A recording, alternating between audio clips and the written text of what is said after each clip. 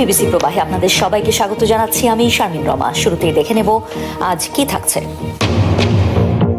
লাখ লাখ মানুষের অংশগ্রহণে তেহরানে প্রয়াত নেতা আয়াতুল্লাহ খামেনির প্রথম জানাজা। প্রেসিডেন্ট, স্পিকার ও 3 ছেলের অংশগ্রহণ, দেশ জুড়ে মাতম আহাজারি। ইরানে আনুষ্ঠানিকতার পর ইরাকে নেওয়া হবে খামেনির মরদেহ। ঐতিহাসিক শহর নাজাফ ও কারবালায় প্রভাবশালী শিয়া নেতাকে জানানো হবে শ্রদ্ধা। মহাসমারোহে যুক্তরাষ্ট্রের 250তম স্বাধীনতা দিবস উদযাপন। বিশ্বের সবচেয়ে শক্তিশালী জাতির প্রতীক মার্কিন পতাকা, বললেন ট্রাম্প।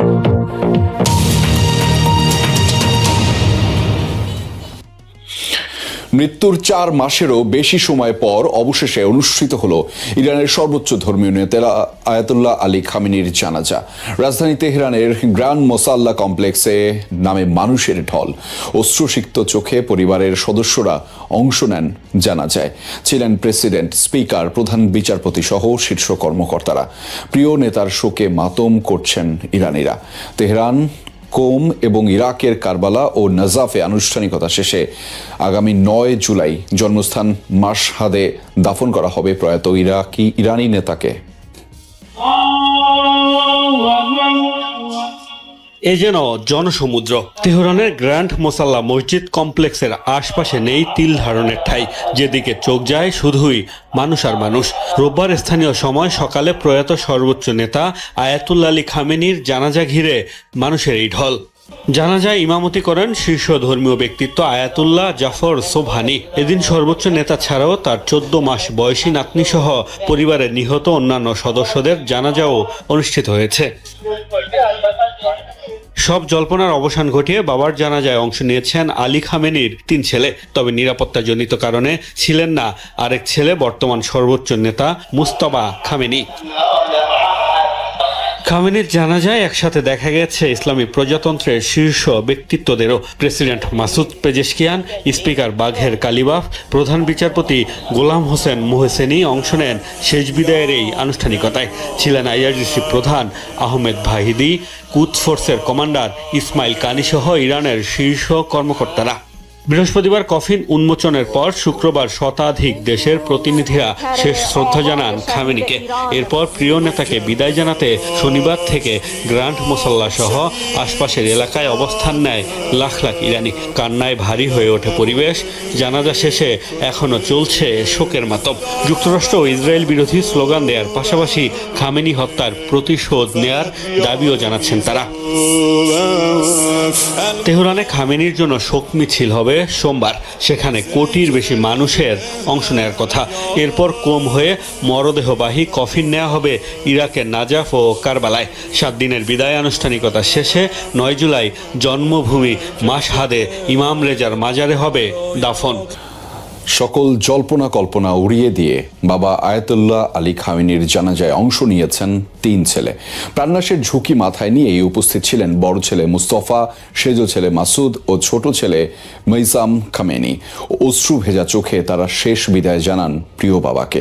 তবে নিরাপত্তাজনিত কারণে উপস্থিত হননি মেজ ছেলে ও ইরানের বর্তমান সর্বোচ্চ নেতা মুজতবা খামেনি। ইসরায়েলি হুমকি বিবেচনায় 4 সন্তানের কারোরই অংশ নেয়ার কথা ছিল না আয়াতুল্লাহ খামেনির জানাজায়।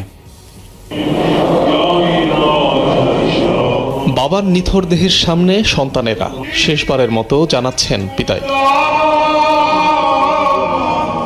চারদিকে গুপ্তচরের ছড়াছড়ি, মাথার উপর একের পর এক হুমকি, রয়েছে নির্ঘাত মৃত্যুর শঙ্কা। এত কিছুর পরও প্রাণ ভয় উপেক্ষা করেই নিহত বাবার জানাজায় অংশ নিতে হাজির হলেন ইরানের প্রয়াত সর্বোচ্চ ধর্মীয় নেতা খামেনির সন্তানেরা। রোববার তেহরানে অনুষ্ঠিত জানাজায় অংশ নেন আয়াতুল্লাহ খামেনির 4 ছেলের 3 জন। উপস্থিত ছিলেন বড় ছেলে মুস্তফা, তৃতীয় ছেলে মাসুদ ও ছোট ছেলে মেইসাম খামেনি। তবে সার্বিক নিরাপত্তা বিবেচনায় জানাজায় অংশ নিতে পারেননি আয়াতুল্লাহ খামেনির দ্বিতীয় ছেলে ও ইরানের বর্তমান সর্বোচ্চ ধর্মীয় নেতা মুজতবা খামেনি। কদিন আগেই মার্কিন কর্মকর্তাদের বরাতে খবর প্রকাশ হয় বাবার জানাজায় অংশ নিলেই ইসরায়েলি হামলায় মৃত্যু ঝুঁকি রয়েছে সর্বোচ্চ নেতা মুজতবার। 28 ফেব্রুয়ারি ইরানের যৌথ বাহিনীর হামলার পর থেকেই তাকে আর প্রকাশ্যে দেখা যায়নি। তবে বিভিন্ন সময় ঠিকই বার্তা দিয়ে গেছেন 56 বছর বয়সী এই নেতা। কারো কারো মতে ইরানের গোপন স্থানে সুরক্ষিত কোনো বাংকারে অবস্থান করছেন হামলায় গুরুতর আহত সর্বোচ্চ ধর্মীয় নেতা মুস্তাফা খামেনি। ইরানের সর্বোচ্চ নেতার শেষ বিদায়ের আনুষ্ঠানিকতা ঘিরে মৃত্যু হতে পারে আনুমানিক 3000 মানুষের। তেহরানের বেহেস ই জাহরা কবরস্থানে প্রস্তুত করা হয়েছে কয়েক হাজার কবর, এমন তথ্য প্রকাশ করেছে জার্মান ভিত্তিক সংবাদ মাধ্যম ওয়েল্ট।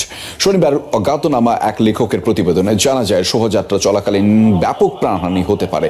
এই পরিস্থিতি সামলাতে গঠন করা হয়েছে বিশেষ ইউনিট। প্রায় 2 কোটি মানুষ অংশ নিয়েছে সপ্তাহব্যাপী চলমান এই শেষ বিদায়ের র্যালিতে। তীব্র গরম ও জনসমাগমে কি হতে পারে তা নিয়ে চিন্তিত দায়িত্বরত কর্মকর্তারা। এই কারণে বিপর্যয় এড়াতে আগাম প্রস্তুতি নিচ্ছেন তারা। এর আগেও আয়াতুল্লাহ রুহুল্লাহ খোমেনির জানাজায় প্রায় 1.5 কোটি মানুষের ভিড়ে কিংবা কাসেম সুলাইমানির জানাজায় পদদলিত হয়ে অর্ধশতাধিক মানুষের মৃত্যুর ঘটনা ঘটেছিল।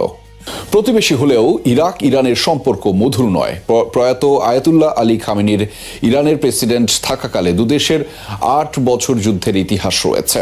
তা সত্ত্বেও শেষ বিদায়ের আনুষ্ঠানিকতার জন্য খামেনির মরদেহ নেওয়া হচ্ছে ইরাকের 2 শহরে। আয়াতুল্লাহ খামেনির শিয়াদের অন্যতম নেতা বিবেচিত হতেন। মূলত নাজাফ ও কারবালা 2 শহরই শিয়াদের কাছে ধর্মীয়ভাবে গুরুত্বপূর্ণ, আর তাই তার কফিন নেওয়া হচ্ছে পবিত্র এই 2 স্থানে। 1980 সালে ইরাক ইরান যুদ্ধ শুরুর পরের বছর ইরানের প্রেসিডেন্ট নির্বাচিত হয়েছিলেন প্রয়াত আয়াতুল্লাহ আলী খামেনি। এরপর রাষ্ট্রের দ্বিতীয় সর্বোচ্চ ক্ষমতাধর হিসেবে এই যুদ্ধে নিজ দেশকে নেতৃত্ব দিয়েছিলেন তিনি। খামেনি সর্বোচ্চ নেতা হওয়ার পরও টানাপোড়েন চলছে 2 দেশের মধ্যে। তার আমলে ইরাকে গড়ে ওঠে বেশ কয়েকটি প্রতিরোধ বাহিনী, যারা মূলত ইরানেরই অনুগত। সম্পর্কে উত্তেজনা থাকলেও প্রতিবেশী দেশের নাজাফ ও কারবালা এ 2 শহরে শেষ শ্রদ্ধা জানাতে নেওয়া হচ্ছে খামেনির মরদেহ। কারবালার প্রান্তর 680 খ্রিস্টাব্দে এখানেই মহানবী হযরত মুহাম্মদ সাল্লাল্লাহু আলাইহি ওয়াসাল্লামের দৌহিত্র ইমাম হোসেন রাদিয়াল্লাহু তাআলা আনহুকে নির্মমভাবে হত্যা করে ইয়াজিদের অনুসারীরা। ইমাম হোসেনকে হত্যার সেই ঘটনা স্মরণে প্রতি বছর আশুরার দিনে বিশ্বের বিভিন্ন প্রান্ত থেকে কারবালায় জড়ো হয়ে শোকের মাতম করে শিয়া সম্প্রদায়ের মানুষ। এছাড়া পুরো বছর জুড়েই ইমাম হোসেনের মাজার জিয়ারত করতে কারবালায় যান শত শত শিয়া অনুসারী। ধর্মীয়ভাবে তাদের কাছে যেমন পবিত্র তেমনি গুরুত্বপূর্ণ এই শহর।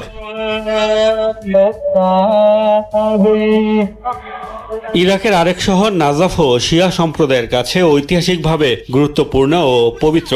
শিয়াদের প্রথম ইমাম ও হযরত মুহাম্মদ সাল্লাল্লাহু আলাইহি ওয়াসাল্লামের জামাতা হযরত আলী রাদিয়াল্লাহু তাআলা আনহুর মাজার অবস্থিত এই শহরে। এটি শিয়া মুসলিমদের জ্ঞান চর্চার কেন্দ্র। বহু আলেম অধ্যাপক এখানে অধ্যাপনা, গবেষণা ও বসবাস করেন। শুধু ইরানের সর্বোচ্চ ধর্মীয় নেতাই নয়, আয়াতুল্লাহ আলী খামেনি বিবেচিত হতেন পুরো বিশ্বের শিয়া সম্প্রদায়ের অন্যতম নেতা হিসেবেও। মূলত ধর্মীয় গুরুত্বের কারণেই আয়াতুল্লাহ আলী খামেনির মরদেহ নেওয়া হচ্ছে ইরাকের 2 শহরে, যেখানে তাকে শেষ শ্রদ্ধা জানাবেন শিয়া অনুসারীরা। অনেকটা আড়ালে থেকেই ইসরায়েল যুক্তরাষ্ট্রের বিরুদ্ধে প্রতিরোধে লড়াইয়ের নেতৃত্ব দিয়ে আসছেন আইআরজিসি প্রধান আহমেদ ভাহিদি। তার বিচক্ষণ নেতৃত্বে আর নিত্য নতুন কৌশলের কারণেই কঠোর প্রতিরোধ গড়ে তুলতে সক্ষম হয় ইরানের বিপ্লবী গার্ড বাহিনী। কুদস ফোর্সের প্রতিষ্ঠাকালীন প্রধান ছাড়াও ইরানের 2 প্রেসিডেন্টের শাসনামলে প্রতিরক্ষা ও স্বরাষ্ট্রমন্ত্রীর দায়িত্ব পালন করেছেন তিনি। তার বিরুদ্ধে রয়েছে মার্কিন ও ইইউর নিষেধাজ্ঞাও। ইসরায়েল আমেরিকার যৌথ হামলায় আইআরজিসি প্রধান মোহাম্মদ পাকপোর নিহত হওয়ার পর থেকেই ইরানের সামরিক বাহিনীর নেতৃত্ব দিয়ে আসছিলেন আহমদ ওয়াহিদি। আড়াল থেকে পরিচালনা করে আসছিলেন ইসরায়েল যুক্তরাষ্ট্রের বিরুদ্ধে প্রতিরোধের লড়াই। ইরানের ইসলামিক রেভলিউশনারি গার্ডের সিনিয়র এবং অভিজ্ঞ যতজন কর্মকর্তা রয়েছেন তাদের মধ্যে অন্যতম মনে করা হয় আহমেদ ওয়াহিদিকে। 80-র দশকে ইরানের কুদস ফোর্সের প্রথম কমান্ডার হিসেবে দায়িত্ব পান তিনি। এরপর 2009 থেকে 13 সাল পর্যন্ত সাবেক প্রেসিডেন্ট মাহমুদ আহমেদ নিজাদের শাসনামলে ইরানের প্রতিরক্ষা মন্ত্রী হিসেবে দায়িত্বে ছিলেন কমান্ডার ওয়াহিদি। শুধু তাই নয়, 2021 থেকে 24 সাল পর্যন্ত প্রয়াত প্রেসিডেন্ট আহমেদ রইসির আমলে স্বরাষ্ট্রমন্ত্রী হিসেবেও দায়িত্ব পালন করেন তিনি। প্রয়াত সর্বোচ্চ নেতারও একজন আস্থাভাজন ছিলেন আহমেদ ওয়াহিদি। این خون پاک আয়াতুল্লাহ খামেনি আমাদের হৃদয়ে, আত্মায় এবং অস্তিত্বে মিশে আছেন। চিরকাল থাকবেন আমাদের সবার মাঝে, প্রিয় ইরানে এবং মুসলিম উম্মার মাঝে। আমাদের শহীদ ইমামের পবিত্র রক্ত বিশ্বজুড়ে ছড়িয়ে থাকা কুফরি শক্তির বিরুদ্ধে ইসলামের বিজয়ের ইতিহাসে নতুন মোড় এনে দেবে। আমরা কখনোই মাথা নত করব না। به اوج خواهد رسید 2007 সালে আন্তর্জাতিক পুলিশ সংস্থা ইন্টারপোলের রেড নোটিস ও বিশ্বব্যাপী মোস্ট ওয়ান্টেডের তালিকায় ছিল তার নাম। 1994 সালে আর্জেন্টিনায় আত্মঘাতী গাড়ি বোমা হামলার মূল পরিকল্পনাকারী হিসেবে আহমেদ ওয়াহিদির নাম উঠে আসে।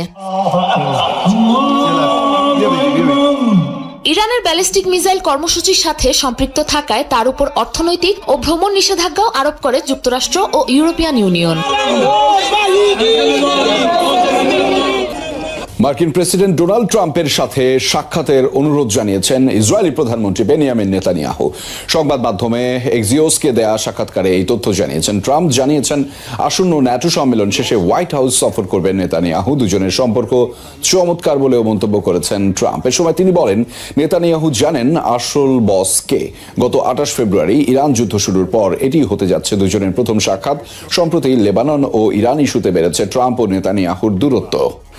চলতি বছর ইসরায়েলে বসবাসরত ফিলিস্তিনিদের মধ্যে 140 জনের বেশি হত্যাকাণ্ডের শিকার হয়েছেন। রোববার বার্তা সংস্থা এএফপি প্রকাশ করেছে এই রিপোর্ট। গত বছরের তুলনায় 12% বেশি এই সংখ্যা। সবশেষ গত সপ্তাহেও বন্দুক ও বোমা হামলায় নিহত হয়েছেন 5 জন। এএফপির রিপোর্টে বলা হয়েছে, অপরাধ চক্রের টার্গেট হয়ে পারিবারিক বিবাদ এবং অস্ত্রের সহজলভ্যতার জেরে সহিংসতার শিকার হয় ফিলিস্তিনিরা।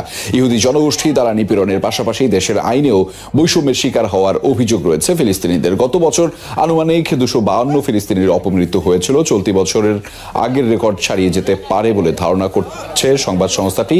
ইসরায়েলের মোট জনসংখ্যার 21% মানুষ ফিলিস্তিনি। 250 বছরের বহু সাম্রাজ্যের পতন হলেও টিকে আছে যুক্তরাষ্ট্র। বিশ্বের সবচেয়ে শক্তিশালী জাতির প্রতীক মার্কিন পতাকা।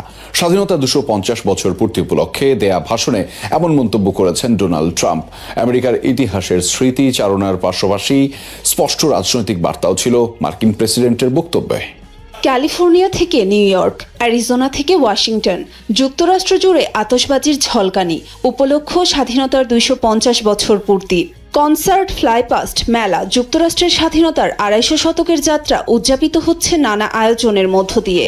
ওয়াশিংটনের ন্যাশনাল মলে আয়োজন করা হয়েছে বিশাল সমাবেশ, যেখানে ভাষণ দেন প্রেসিডেন্ট ডোনাল্ড ট্রাম্প। দুর্যোগপূর্ণ আবহাওয়ায় প্রায় ভেস্তেই যাচ্ছিল আয়োজন। ট্রাম্পের দাবি অনুযায়ী 3,75,000 মানুষ জড়ো হয়েছিল সেখানে। যদিও ঝড় বৃষ্টি, বজ্রপাতের শঙ্কায় সরিয়ে নেওয়া হয় তাদের। সব অনিশ্চয়তা পার করে মার্কিন প্রেসিডেন্ট যখন মঞ্চে দাঁড়ালেন তখন রাত প্রায় 11টা। প্রায় 40 মিনিটের ভাষণে যুক্তরাষ্ট্রের ইতিহাসের গুরুত্বপূর্ণ অধ্যায়গুলো স্মরণ করেন ট্রাম্প। 250 শতাব্দী ধরে মানব ইতিহাসের শ্রেষ্ঠতম অর্জন হিসেবে টিকে আছে আমেরিকা। বক্তব্যে এমন দাবি করেন ট্রাম্প। আজ আমরা একত্রিত হয়েছি ইতিহাসের অন্যতম গৌরবময় মাইলফলক যুক্তরাষ্ট্রের স্বাধীনতার 250তম বার্ষিকী উদযাপনের জন্য। 2.5 শতাব্দী ধরে পৃথিবী বহু সাম্রাজ্য, শক্তিশালী রাজ্য, পরাক্রমশালী জাতি এবং স্বৈরশাসকের উত্থান পতন দেখেছে, কিন্তু আমেরিকা এখনো দৃঢ়ভাবে দাঁড়িয়ে আছে। দেশের বর্তমান ও ভবিষ্যৎ নিয়েও উচ্চাকাঙ্ক্ষা প্রকাশ করেন ট্রাম্প। আমেরিকার স্বর্ণযুগের কেবল সূচনা হলো বলে মন্তব্য করেন তিনি। এটা স্বাধীনতার দেশ, মুক্তির দেশ। এই পতাকা বিশ্বের সবচেয়ে অসাধারণ, সবচেয়ে ব্যতিক্রমী আর সবচেয়ে শক্তিশালী জাতির প্রতীক। আগের যে কোনো সময়ের চেয়ে আমরা এখন ভালো আছি। আমাদের জনগণ সাহসী, আমাদের সংস্কৃতি অসাধারণ। বিভিন্ন যুদ্ধে বীরত্বের জন্য মার্কিন প্রবীণ নেতাদের প্রতি সম্মাননা জানানো হয় এই আয়োজনে। ভেনেজুয়েলায় জোড়া ভূমিকম্পে প্রাণহানি বেড়ে দাঁড়িয়েছে 2,954 জনে। আহত হয়েছে আরও 16,592 জন। শনিবার এক বিবৃতিতে এই তথ্য নিশ্চিত করেছে দেশটির যোগাযোগ ও তথ্য মন্ত্রণালয়। 10 দিন পর এখনও চলছে উদ্ধার কাজ। তথ্য মতে এ পর্যন্ত জীবিত উদ্ধার করা হয়েছে 6,400-র বেশি মানুষ। তবে জীবিত পাওয়ার সম্ভাবনা ক্ষীণ হওয়ায় এখন ব্যবহার করা হচ্ছে ভারী যন্ত্রপাতি।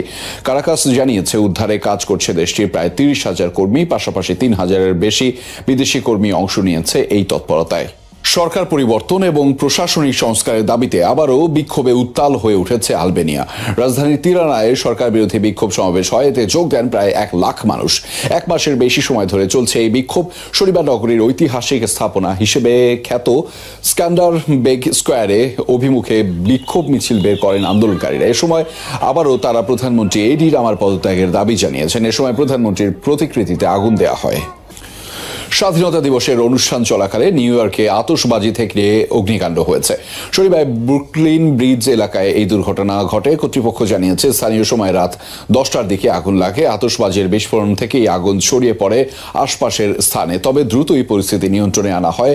ফায়ার সার্ভিসের 2টি ইউনিট আগুন নিয়ন্ত্রণে আনে। এ ঘটনায় কোনো হতাহত হয়নি। 4th of জুলাই উপলক্ষে যুক্তরাষ্ট্রের বিভিন্ন স্থানে আয়োজিত হয় আতশবাজি প্রদর্শনী। ভারতে সোশ্যাল প্ল্যাটফর্ম ব্যবহার করে শিশুদের ধর্ষণ ও যৌন নিপীড়নমূলক ভিডিও প্রচার করছে মেটা। ইনস্টাগ্রামে পেইড এসব বিজ্ঞাপনের সাথে থাকে অর্থের বিনিময়ে পুরো কন্টেন্ট দেখার লিঙ্কও। সম্প্রতি ভয়াবহ এই তথ্য উঠে এসেছে ব্রিটিশ গণমাধ্যম বিবিসির অনুসন্ধানী প্রতিবেদনে। জানিয়ে কথা বলতে নারাজ ভারতের মেটা প্রধান। ইনস্টাগ্রামে কিছু দূর স্ক্রল করতেই সামনে এসেছে এক বিজ্ঞাপন। সাধারণ কোনো কন্টেন্ট নয়, ছোট ছোট শিশুদের যৌন নির্যাতনের চরম আপত্তিকর ভিডিও। একটি লিংকের ক্যাপশনে লেখা, পুরোটা দেখতে গুনতে হবে মাত্র 99 রুপি। ভয়াবহ এই অপরাধের নজির প্রকাশ্যে এসেছে ভারতে। থলের বিড়াল বের করে এনেছে ব্রিটিশ গণমাধ্যম বিবিসির অনুসন্ধানী সাংবাদিক দল বিবিসিআই। বেশ কয়েক সপ্তাহ অনুসন্ধানের পর প্রকাশিত তাদের রিপোর্টে বলা হয়েছে, শিশু ধর্ষণ ও নির্যাতনের ভিডিও ক্লিপ ব্যবহার করে সামাজিক মাধ্যম ইনস্টাগ্রামে প্রচারিত হচ্ছে ক্লিকবেইট ও পেইড অ্যাডভার্টাইজমেন্ট, যার সাথে থাকে টেলিগ্রামের লিংক, যেখানে ক্লিক করলে অর্থের বিনিময়ে মেলে পুরো কন্টেন্ট দেখার সুযোগ। ফিচারিং ফুলি নিউ কোন রকম সার্চিং হিস্টোরি ছাড়াই এসব বিজ্ঞাপন ব্যবহারকারীদের কাছে পৌঁছে দিচ্ছে ইনস্টাগ্রামের অ্যালগোরিদম। যা জানার পর সোশ্যাল মিডিয়া প্ল্যাটফর্মটিতে একটি ফেক অ্যাকাউন্ট খোলেন বিবিসিআই এর এক সাংবাদিক। 1 সপ্তাহেরও কম সময়ের মাঝে শিশুদের প্রায় 30টি যৌন নিপীড়নের বিজ্ঞাপনের পাশাপাশি প্রাপ্তবয়স্কদের আপত্তিকর ও অশালীন 20টিরও বেশি বিজ্ঞাপন সামনে আসে তার। আপত্তিকর বিজ্ঞাপনগুলোর একটির বিরুদ্ধে রিপোর্ট করার 24 ঘন্টা পর মেটা জানায়, কোন রকম কমিউনিটি গাইডলাইন লঙ্ঘন করেনি ভিডিওটি। অস্বীকৃতি জানায় তা সরিয়ে ফেলতেও। জানা গেছে মোট আয়ের প্রায় 98% বিজ্ঞাপন থেকে লাভ করে মেটা। এই প্রসঙ্গে মেটা ইন্ডিয়ার প্রধান অরুণ শ্রীনিবাসকে প্রশ্ন করা হলে রীতিমতো এড়িয়ে যান তিনি। তবে রিপোর্টটি প্রকাশের পর এই ঘটনার তদন্তে ভারতের মেটা প্রতিনিধিদের তলব করা হচ্ছে বলে জানায় নয়াদিল্লি। কোন সিস্টেমই নিখুঁত নয়। রিভিউ প্রক্রিয়া সবসময় সব নীতি লঙ্ঘনের ইস্যু শনাক্ত নাও করতে পারে। গা শিউরে ওঠা বিষয়টি নিয়ে এমন দায়সারা উত্তর দিয়েছে মেটা। আরো জানিয়েছে, এরই মাঝে এই ধরনের বেশ কিছু বিজ্ঞাপন ডিসেবল ও জড়িত অ্যাকাউন্টগুলো সাসপেন্ড করা হয়েছে, ব্লক করা হয়েছে আরো কিছু কমিউনিটি স্ট্যান্ডার্ড লঙ্ঘনকারী কন্টেন্ট। ভারতের সাইবার সিকিউরিটি ব্যুরোর পাশাপাশি বেশ কয়েকটি মানবাধিকার সংস্থার তথ্য মতে, অন্য যে কোনো প্ল্যাটফর্মের চেয়ে মেটা মালিকানাধীন অ্যাপগুলো থেকে শিশু কিংবা প্রাপ্তবয়স্কদের যৌন নিপীড়নমূলক কন্টেন্টের রিপোর্ট পাওয়ার হার অনেক বেশি। এদিকে চলতি বছর যৌন নিপীড়নমূলক কর্মকাণ্ডের সাথে সম্পর্কিত প্রায় 2,74,000 গ্রুপ ও চ্যানেল বন্ধের কথা জানিয়েছে টেলিগ্রাম। গোটা বিশ্বের নজর যখন ইরান যুদ্ধের দিকে, ঠিক তখন পর্দার অন্তরালে এক গোপন ফন্দি আঁটছেন ইসরায়েলের প্রধানমন্ত্রী বেনিয়ামিন নেতানিয়াহু। ইরান যুদ্ধে হারানো নিজের ইমেজ পুনরুদ্ধার করে আসন্ন অক্টোবরের জাতীয় নির্বাচনে জয় পেতে এক অভিনব পরিকল্পনা করেছেন তিনি। কট্টর ইসরায়েলিদের ভোট টানতে পশ্চিম তীর ও পূর্ব জেরুজালেমের পর এবার গাজায় বসতি স্থাপনের ছক কষছে নেতানিয়াহু সরকার। আন্তর্জাতিক আইনকে বৃদ্ধাঙ্গুলি দেখিয়ে বহু আগেই পশ্চিম তীর ও পূর্ব জেরুজালেম বসতি স্থাপন করা শেষ ইসরায়েল। এবার দখলদার নেতানিয়াহু সরকারের চোখ পড়েছে গাজাতেও, যার ইঙ্গিত মিলছে কট্টর ডানপন্থী অর্থমন্ত্রী বেজালেল স্মোট্রিচ ও নেতানিয়াহুর কথাতে। প্রায় 3 বছর ধরে চলা যুদ্ধের পর গাজা উপত্যকার একটি বড় অংশই এখন ধ্বংসস্তূপে পরিণত হয়েছে। সেই গাজাতেই এবার বসতি স্থাপনের ইঙ্গিত দিয়েছেন স্মোট্রিচ। তার ভাষ্য, উত্তর গাজায় 3টি বসতি স্থাপনের পরিকল্পনা প্রস্তুত করেছে অর্থ মন্ত্রণালয়। এখন অপেক্ষা প্রধানমন্ত্রী নেতানিয়াহুর সবুজ সংকেতের। স্মোট্রিচের এমন অবস্থানে যে প্রধানমন্ত্রীরও সম্মতি আছে সেটা পরিষ্কার নেতানিয়াহুর কথায়। গাজায় বসতি স্থাপনের সম্ভাবনা আছে কিনা জানতে চাইলে নেতানিয়াহু বলেন, আপনি কাজ করতে পছন্দ করেন নাকি কথা বলতে? আমি অবশ্য কথায় নয়, কাজে বিশ্বাসী। গাজায় গত প্রায় 3 বছরে 73,000-এর বেশি ফিলিস্তিনিকে হত্যা করেছে ইসরায়েল। ইচ্ছাকৃতভাবে দুর্ভিক্ষ সৃষ্টি করেছে। বিশেষ করে শিশুদের লক্ষ্য করে হামলা চালিয়েছে। উত্তর গাজার একটা বিশাল এলাকা ফাঁকা করে দিয়েছে, যাতে পরিষ্কার এই খালি হয়ে যাওয়া এলাকাতেই আবার বসতি গড়তে যাচ্ছে ইসরায়েল, যা তেল আবিবের বসতি স্থাপনকারীদের আশার পালে হাওয়া দিচ্ছে। হঠাৎ গাজায় ইসরায়েলের এই বসতি স্থাপনের পরিকল্পনা সম্পর্কে রাজনৈতিক বিশ্লেষকদের ভাষ্য, আসন্ন নির্বাচনে রাজনৈতিকভাবে সুবিধাজনক অবস্থানে থাকতেই এই সিদ্ধান্ত নেওয়ার কথা ভাবছে নেতানিয়াহু সরকার। কেননা স্মোটরিচের দল আগামী নির্বাচনে সংসদে যাওয়ার মতো ভোট নাও পেতে পারে। তাই তিনি গাজায় বসতি স্থাপনের বিষয়টি জোরালোভাবে তুলে ধরে ডানপন্থী ভোটারদের সমর্থন বাড়ানোর চেষ্টা করছেন। অন্যদিকে দুর্নীতির একাধিক মামলায় বিচারাধীন নেতানিয়াহুও রাজনৈতিক চাপের মুখে রয়েছেন। একই সঙ্গে 2023 সালের 7 অক্টোবরের হামলার ঘটনায় সরকারের ব্যর্থতা নিয়ে স্বাধীন তদন্তে অনীহা থাকায় তার বিরুদ্ধে সমালোচনাও রয়েছে। এমন পরিস্থিতিতে গাজা নিয়ে কঠোর অবস্থান তাকে রাজনৈতিকভাবে সুবিধা দিতে পারে। আর এই ধারণা থেকেই গাজায় বসতি স্থাপনের ছক কষছেন স্মোটরিচ ও নেতানিয়াহু। যুক্তরাষ্ট্র আর ইসরায়েলের বিরুদ্ধে লড়াইয়ে ইরানের সবচেয়ে বড় হাতিয়ার এখন হরমুজ প্রণালী। কয়েকদিন আগেও তেহরান জানিয়েছে হরমুজ এখন দেশটির জন্য ঈশ্বরের বিরাট আশীর্বাদ। সাময়িকভাবে এটি খুলে দেওয়া হলেও সমঝোতার মেয়াদ শেষ হওয়ার পর আবারও এখান থেকে টোল আদায় শুরু করবে ইরান। হরমুজ প্রণালীর এক পাশে অবস্থিত ইরান, অন্য পাশে ওমান। তাই ওমানের সঙ্গে আলাপ আলোচনা করে হরমুজ প্রণালী থেকে চিরকাল টোল আদায়ের পরিকল্পনা করছে তেহরান। যখন হরমুজ থেকে টোল আদায়ের পরিকল্পনা করছে ইরান, এমন সময় ফ্রান্স ও ব্রিটেনের সঙ্গে অনেকটা আতাতের পথে ওমান। তবে এই উদ্যোগে প্রতিবাদ জানিয়েছে ইরান। ওমানের সুলতান হাইথাম বিন তারিক 3 জুলাই লন্ডনে স্টারমারের সাথে সাক্ষাৎ করেছেন। পরে দেশটির রাষ্ট্রীয় সংবাদ সংস্থা জানিয়েছে তারা দুজন মধ্যপ্রাচ্যের সংঘাত প্রশমন এবং হরমুজে সামুদ্রিক চলাচল সুরক্ষিত করার বিষয়ে আলোচনা করেছেন। গত মাসে যুক্তরাষ্ট্র ও ইরানের মধ্যে যুদ্ধবিরতি ও হরমুজ প্রণালী পুনরায় খুলে দেওয়ার বিষয়ে সমঝোতা হওয়ার পর তেলবাহী জাহাজ চলাচল বাড়তে শুরু করেছে। তবে দুই দেশের মধ্যে চলা 60 দিনের সমঝোতা শেষ হলে আবারও হরমুজ বন্ধ করে দিতে পারে ইরান। এই প্রেক্ষাপটে হরমুজে নিরাপদ নৌ চলাচল নিশ্চিত করতে একসঙ্গে কাজ করার ঘোষণা দিয়েছে ওমান, যুক্তরাজ্য ও ফ্রান্স। এক যৌথ বিবৃতিতে ব্রিটিশ প্রধানমন্ত্রী কিয়ার স্টারমার ও ফরাসি প্রেসিডেন্ট ইমানুয়েল ম্যাক্রো বলেন, হরমুজ প্রণালী বৈশ্বিক অর্থনীতির জন্য অত্যন্ত গুরুত্বপূর্ণ একটি ধমনী। বিশ্বের সব দেশের জাহাজ যেন নিরাপদে এই পথ ব্যবহার করতে পারে তা নিশ্চিত করা আন্তর্জাতিক উদ্বেগের বিষয়। তারা আরও জানান, প্রয়োজন হলে মাল্টিন্যাশনাল মিলিটারি মিশন মোতায়েন করে হরমুজ প্রণালীতে নৌ চলাচলের স্বাধীনতা নিশ্চিত করতে প্রস্তুত রয়েছে যুক্তরাজ্য ও ফ্রান্স। ইতোমধ্যে মধ্যপ্রাচ্যে মাইন অপসারণে সক্ষম 2টি বিশেষ যুদ্ধ জাহাজ পাঠিয়েছে ফ্রান্স। এসব যুদ্ধ জাহাজের সঙ্গে রয়েছে 2টি ফ্রিগেট এবং একটি সামুদ্রিক টহল বিমান। এক্সে দেওয়া পোস্টে ম্যাক্রো বলেন, আমাদের এই সামরিক সক্ষমতা অংশীদার দেশগুলোর সঙ্গে সমন্বয় করে হরমুজ প্রণালীতে জাহাজ চলাচল পুরোপুরি স্বাভাবিক করা এবং নৌপথে নিরাপত্তা নিশ্চিত করতে প্রস্তুত। পশ্চিমা দেশগুলোর এই পদক্ষেপের তীব্র সমালোচনা করেছে তেহরান। ইরানের উপপররাষ্ট্রমন্ত্রী কাজেম গারিবাবাদি এক্সে লিখেছেন, হরমুজ প্রণালী আঞ্চলিক বাইরের শক্তিগুলোর সামরিক শক্তি প্রদর্শনের ক্ষেত্র নয়। তিনি আরো বলেন, হরমুজের নিরাপত্তা উপকূলীয় রাষ্ট্রগুলোর দায়িত্ব। যারা সংকট সৃষ্টি করবে তাদের অভিযানের পরিণতির জন্য জবাবদিহি করতে হবে। এটি আমাদের কঠোর সতর্কবার্তা। আরব উপদ্বীপের দক্ষিণ পূর্ব উপকূলে অবস্থিত ওমান দীর্ঘদিন ধরেই ইরান ও পশ্চিমা বিশ্বের মধ্যে মধ্যস্থতাকারীর ভূমিকা পালন করে আসছে। বর্তমানে দেশটি ইরানের সঙ্গে নতুন সামুদ্রিক নিরাপত্তা কাঠামো নিয়ে আলোচনা করছে। আন্তর্জাতিক গণমাধ্যমে এমনও খবর এসেছে যে দুই দেশ হরমুজ প্রণালী দিয়ে চলাচলকারী জাহাজের ওপর ট্রানজিট ফি চালুর বিষয়টিও বিবেচনা করছে। তবে ওমান জানিয়েছে যে কোনো ব্যবস্থা আন্তর্জাতিক আইন মেনেই নেওয়া হবে।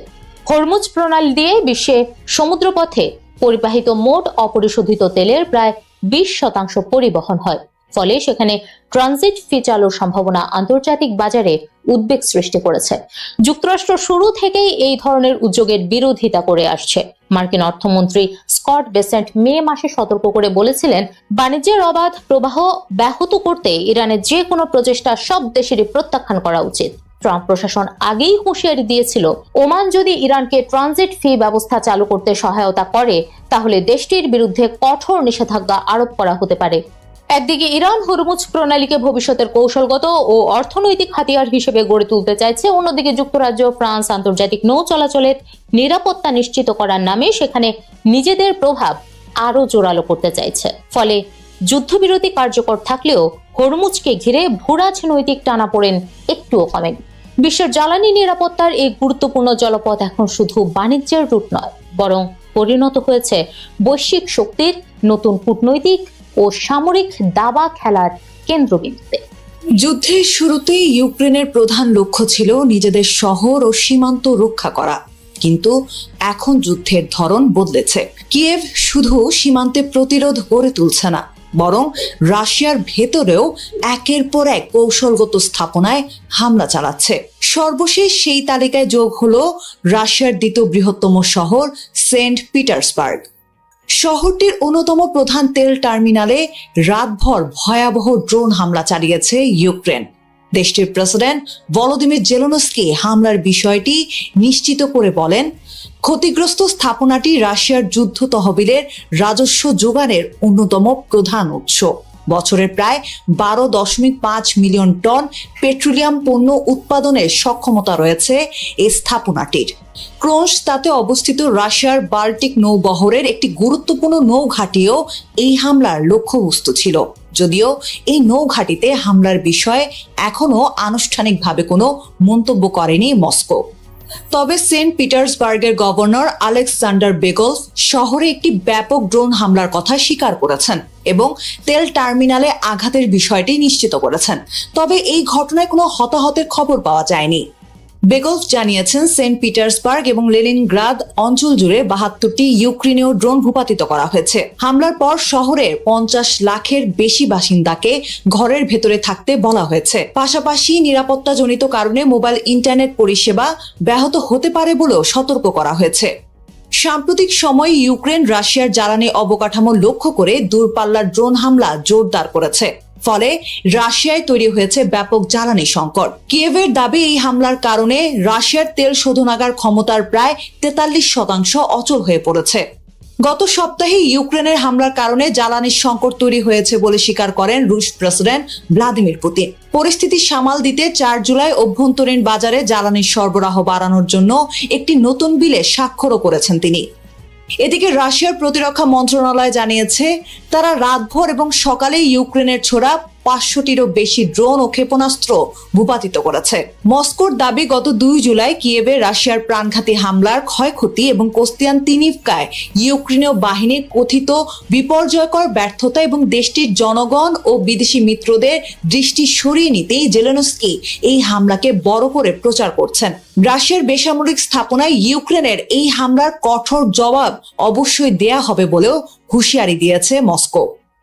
বিশ্বের সবচেয়ে জটিল ও রক্তক্ষয়ী যুদ্ধের জট খুলতে এবার নিজেই সরাসরি ময়দানে নামলেন মার্কিন প্রেসিডেন্ট ডোনাল্ড ট্রাম্প। 4 জুলাই যুক্তরাষ্ট্রের স্বাধীনতা দিবসের দিনই এক চরম নাটকীয় কূটনৈতিক তৎপরতা দেখালেন তিনি। একদিকে রুশ প্রেসিডেন্ট ভ্লাদিমির পুতিনের সঙ্গে টানা 90 মিনিট ফোন আলাপ করলেন, অন্যদিকে ইউক্রেনের প্রেসিডেন্ট ভলোদিমির জেলেনস্কির লাইনেও যুক্ত হলেন। উদ্দেশ্য একটাই, ইউক্রেন সংকটের একটি দ্রুত রাজনৈতিক ও কূটনৈতিক সমাধান খুঁজে বের করা। 5 জুলাই ক্রেমলিনের জ্যেষ্ঠ কূটনীতিক ইউরি উশাকভ এক বিবৃতিতে জানিয়েছেন, 4 জুলাই ট্রাম্প প্রেসিডেন্ট পুতিনকে ফোন করেন। প্রায় 90 মিনিটের এই আলোচনা ছিল ফলপ্রসূ ও গঠনমূলক। ট্রাম্প দ্রুত যুদ্ধবিরতি কার্যকর করা এবং ইউক্রেন সংকটের রাজনৈতিক সমাধান খুঁজে বের করতে একসঙ্গে কাজ করার প্রস্তাব দিয়েছেন। আগামী সপ্তাহে তুরস্কে অনুষ্ঠিতব্য ন্যাটো সম্মেলনকে সামনে রেখেই এই উদ্যোগ নিয়েছেন তিনি। জবাবে পুতিনও জানিয়েছেন, রাশিয়া আলোচনায় আগ্রহী, তবে যে কোনো সমাধানে রাশিয়ার নিরাপত্তা ও স্বার্থকে গুরুত্ব দিতে হবে। এছাড়া ফোন আলাপে ট্রাম্পের কাছে রণক্ষেত্রের প্রকৃত পরিস্থিতি তুলে ধরেন পুতিন। পাশাপাশি দাবি করেন, রুশ সশস্ত্র বাহিনী অত্যন্ত আত্মবিশ্বাসের সাথে সামনের দিকে এগিয়ে যাচ্ছে এবং পূর্ব ইউক্রেনের গুরুত্বপূর্ণ শহর কোস্তিয়ান্তিনিভকা দখল করেছে। তবে জেলেনস্কি ও ইউক্রেনের সেনাবাহিনী এই দাবি প্রত্যাখ্যান করে। তাদের দাবি, শহরটি এখনো ইউক্রেনের নিয়ন্ত্রণেই রয়েছে। ইউক্রেন ও তার ইউরোপীয় মিত্রদের বিরুদ্ধে যুদ্ধ দীর্ঘায়িত করার অভিযোগও তোলে রাশিয়া। বিশেষ করে রাশিয়ার তেল স্থাপনায় ইউক্রেনের ড্রোন হামলার কারণে জ্বালানির সংকট তৈরি হয়েছে বলে অভিযোগ মস্কোর। ক্রেমলিন স্পষ্ট করে দিয়েছে, যে কোনো শান্তি চুক্তিতে ইউক্রেনের পূর্ব দনবাস অঞ্চলের উপর মস্কোর পূর্ণ ও স্থায়ী নিয়ন্ত্রণ মেনে নিতে হবে। ইউক্রেন অবশ্য শুরু থেকেই এই দাবি প্রত্যাখ্যান করে আসছে। এমনকি গত জুন মাসে জেলেনস্কি পুতিনকে একান্তে বসার যে আহ্বান জানিয়েছিলেন ক্রেমলিন প্রধান, তা সরাসরি প্রত্যাখ্যান করেছেন। তবে এই অচল অবস্থা ভাঙতে ট্রাম্প তার বিশেষ দূত স্টিভ উইটকফ এবং জ্যারেড কুশনারের উপর ভরসা রাখছেন। উশাকভ ট্রাম্পের উদ্ধৃতি দিয়ে জানিয়েছেন, উইটকফ এবং কুশনার আবারও মধ্যস্থতার চেষ্টা চালাবেন এবং প্রয়োজনে মস্কো সফর করবেন। ফোন আলাপে পুতিন ইরান সংকটের কথাও তোলেন। তার বিশ্বাস, যুক্তরাষ্ট্রের কূটনৈতিক প্রচেষ্টা ইরান ও ইউক্রেন দুই ক্ষেত্রে দীর্ঘমেয়াদী সমাধান খুঁজে পেতে সহায়ক হবে। একই সঙ্গে তিনি ট্রাম্পকে আবারও মস্কো সফরের আমন্ত্রণ জানান। অন্যদিকে জেলেনস্কি ট্রাম্পের সঙ্গে নিজের আলাপকে খুব ভালো বলে উল্লেখ করেছেন। তিনি বলেন, যুদ্ধ শেষ করার বাস্তব সুযোগ তৈরি হয়েছে এবং এতে যুক্তরাষ্ট্রের ভূমিকা অত্যন্ত গুরুত্বপূর্ণ। আগামী ন্যাটো সম্মেলনেও আমরা এই নিয়ে আলোচনা করব। একদিকে দনবাসের নিয়ন্ত্রণ ছাত্রে পুতিনের অনড় অবস্থান, অন্যদিকে নিজের ভূখণ্ড রক্ষায় জেলেনস্কির প্রতিরোধ। এই দুই বিপরীত মেরুর মাঝে ট্রাম্পের 90 মিনিটের এই ফোন আলাপ বিশ্ব রাজনীতিতে এক নতুন আশার আলো দেখাচ্ছে। এবার সবার নজর আগামী ন্যাটো সম্মেলনের দিকে। সেখানেই বোঝা যাবে এই কূটনৈতিক উদ্যোগ যুদ্ধ থামানোর পথে এগোবে নাকি সংকট আরো জটিল হয়ে উঠবে। সবাইকে শুভকামনা জানিয়ে আমি শারমিন রমাজ এখানে বিদায় নিচ্ছি। ভালো থাকবেন।